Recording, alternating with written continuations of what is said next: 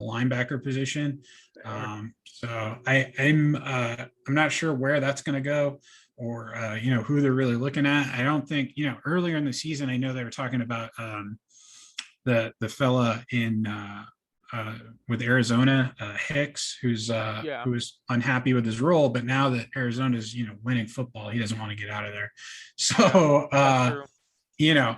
it's kind of one of those things where it's going to be probably more about availability than anything else.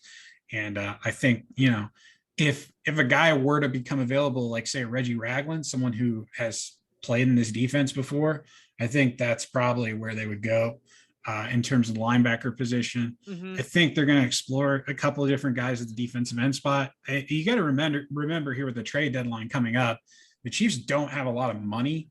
And if they're going to go after like a big guy, like a big name guy, they're going to have to either restructure their contract or extend their contract and add some void years and eat some Hmm. cap money down the line, or they're going to have to figure something out with Tyrann Mathieu or Tyreek Hill or one of these guys, get them extended to create some cap space, because they really don't have many ways right now to create salary cap.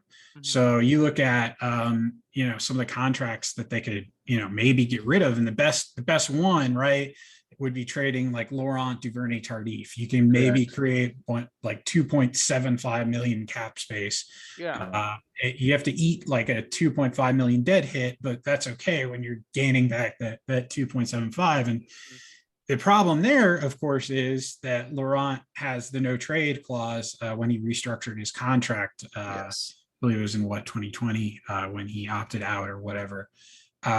So he has to be the one to make that call. He has to be like, okay, I want to go somewhere and potentially have a better opportunity to play. And they have to find like the right situation to make that happen. And I don't know that they're going to be able to do that. I mean, that, like I said, that would be the ideal, to be able to free up that space and then, make a trade with that team to acquire a player, or make a trade with a different team to acquire a player. But the Chiefs have to be careful, right? A player for player trade would be ideal, because they wouldn't have to spend future draft capital. They're going to have to rebuild, a lot of this team moving forward. They obviously, the defense isn't where they would hoped it would have been to start this season, and they're going to get some improvement from those younger players, but they have a lot of free agents that they're going to have to account for these next year plus. So yeah, they need as many draft picks as they can get. And I think that surrendering draft capital for anything short of a sure thing, or someone that's going to contribute to your team for a long time, beyond just the end of the season, it's a big risk. And I don't think it's one that you can really take if you're Brett Veach, knowing that, okay, like we lost some games that we probably should have won early on in the season. Um, there's a balance to that. There's something he's got to figure out, and that he's got to find out, how far he's willing to go with that. But I think these next couple of weeks are going to be very interesting, as far as the trade deadline and potential free agents who guys who get cut around that time of year, how that all works out. yeah, Charles. I mean, you bring up a really, really, really good point. I don't know why they got rid of Reggie Ragland in the first place. I don't know why. I remember he signed with Detroit, now he's with the Giants. But seriously, he's a good linebacker. I think should have, because he was able to plug the holes and get hits. I don't know what was the reason behind that, but I was like, look, Reggie's a good player. He's a really good. He can hit the hole. That's different from. I'd rather have him honestly over Neiman right now. I know obviously Reggie probably isn't the great in coverage, but neither is Neiman and some of these other guys. We need guys that can hit the hole and get to the running back. And I think Reggie was really helpful for this team when we won the Super Bowl, when he was able to do that. Yeah, It definitely was. I think that Reggie would be a good acquisition. There are probably some other guys out there who are familiar with, this type of defense and whatnot, but I know they can fit Reggie's contract if they can, convince a team like the Giants to give him up. It's only a 1-year deal, so I don't know if they would, be willing to re-sign him or what. But I think, having a guy like that in there would really help linebacker core if a guy like Hitch is going to be out for a long time. And Yeah. from my understanding, he has a nerve injury in his elbow. He does.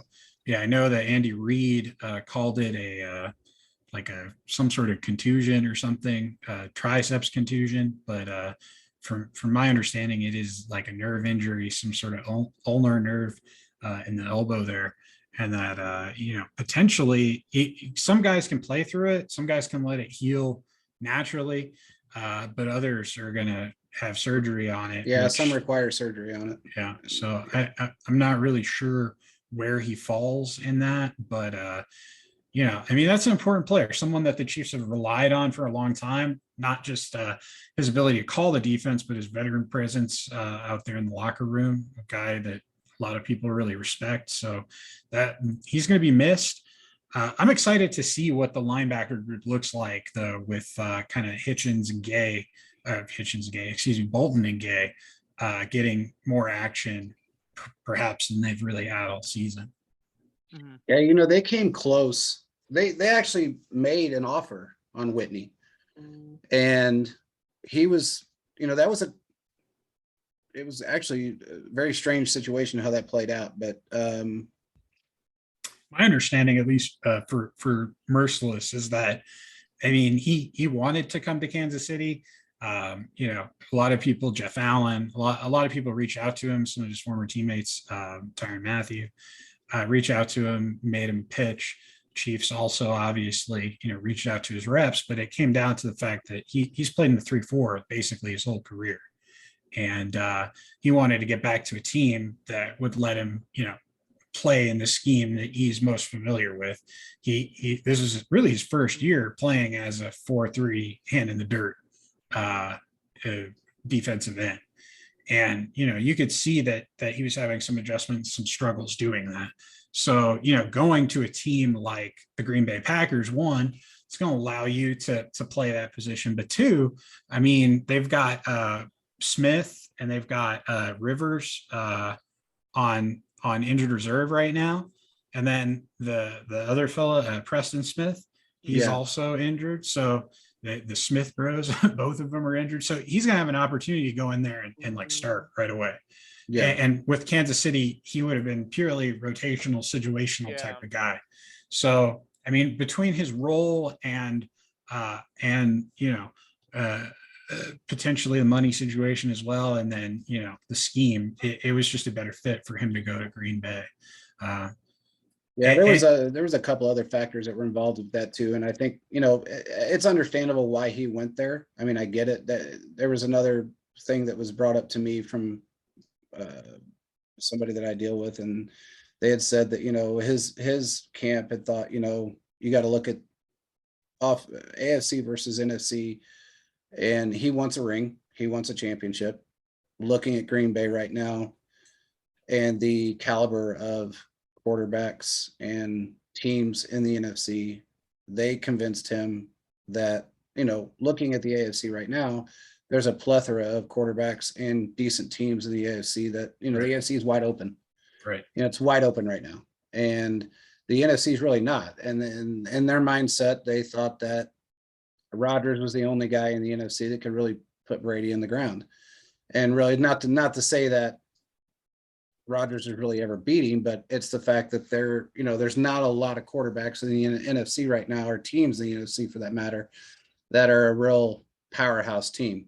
Right. And really, there's only three that I can see, right? Arizona, exactly. Arizona, Green Bay, and Tampa. That's it. Basically, and the Rams. And the Rams. And the Rams. And the Rams.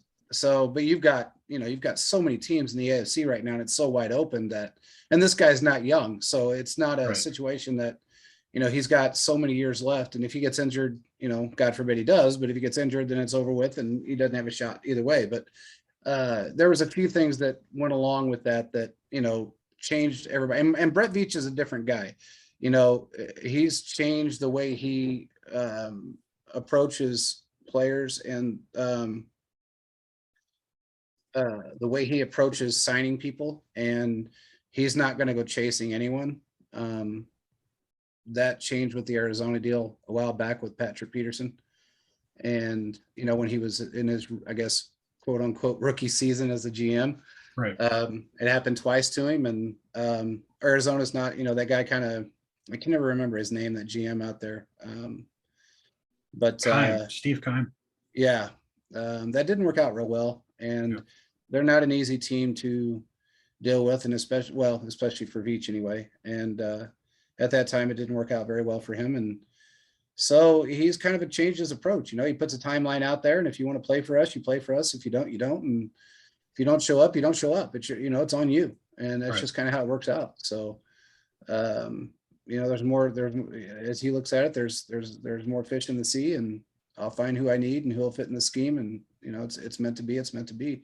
And you're right. There are players out there right now that he is definitely looking at, and there's teams. I'm not going to mention who they are because I hate doing that. It just seems to always bite us in the ass when it happens. But there are definitely a couple of teams that he's been working with. We might see a familiar face show up in Kansas City next week. We can't do it this week, and I will go as far as to say a bye week kind of protects certain people, but or protects players. But we may see a familiar face show up. We don't know yet, but that is something to keep an eye on too, as well. But I would love to see Reggie Ragland back. That would be great. We don't know if that can happen or not, but it would be great to see him back in the lineup and back on the 53. I mean, he did a great job for us. I think to answer your question, Caleb, I think, and I'll ask you, Charles, I mean, you probably know as well. I mean, it probably boiled down to money. I mean, when it all comes down to it, it's a matter of, you got guys that are young on rookie contracts, and you got a guy that is not and is getting paid. So you put your eggs in, you put your hopes in a guy, and it's what it's worked out for us to some degree. We've got a lot of guys on our team that were on rookie contracts that played extremely well, turned out to be phenomenal players, and we didn't have to pay them a lot. And it's helped us in so many different ways. And it was a trade that may have not have worked out, or I guess a release, I should say, that may have not have worked out so well, but now they're probably wishing they had him back. But again, I think it might have just boiled down to money when it all said and done. What do you think, Charles?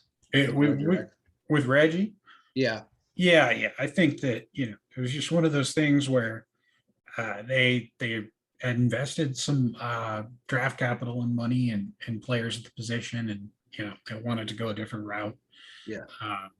It boiled down to opportunity and money, really, at the end of the day. And I think Reggie kind of felt that he was probably a better fit in 3-4 because that's what he played in for most of his career. And when the Chiefs went out and got him, we were 3-4 defense. So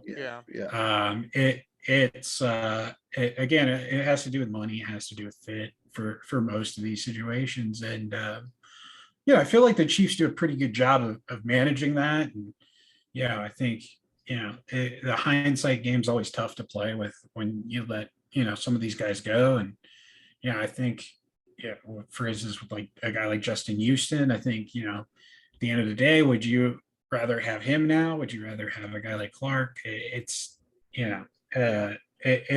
obviously you're going to say you want a guy like Justin because he's still producing and Clark's not. But that was a totally different situation, though. I mean, that was so hard. I mean, how are you going to keep, you had three guys that were taking up $45 million of your cap space in one season. Well, what are you going to do at that point? I mean, you had to do what you had to do. And at that point, Justin had come off a couple of seasons where he was injured, and he wasn't doing much. He just wasn't doing a whole lot. And you're going to hand him $21 million. So I think one of the things that was kind of underrated too was like that story about Justin Hamilton, the defensive tackle, the kid, who was like signed from the practice squad, having to like motivate Justin to go out there and perform. I think like that was a big thing too, right? Because they wanted attitude, they wanted like leadership, they wanted some of these guys to step up when they weren't necessarily doing it. So I think that was kind of tough, and that was something where they were like, okay, this guy's got attitude, he's got swagger, he can get us over the hump. ultimately, I feel like he did, but now when he's falling off, you're like, well, kind of wish I had the other guy still, don't I, for the production? But Yeah. like I said, it's a hindsight thing, and you can't necessarily predict how the cards are going to fall in those types of scenarios.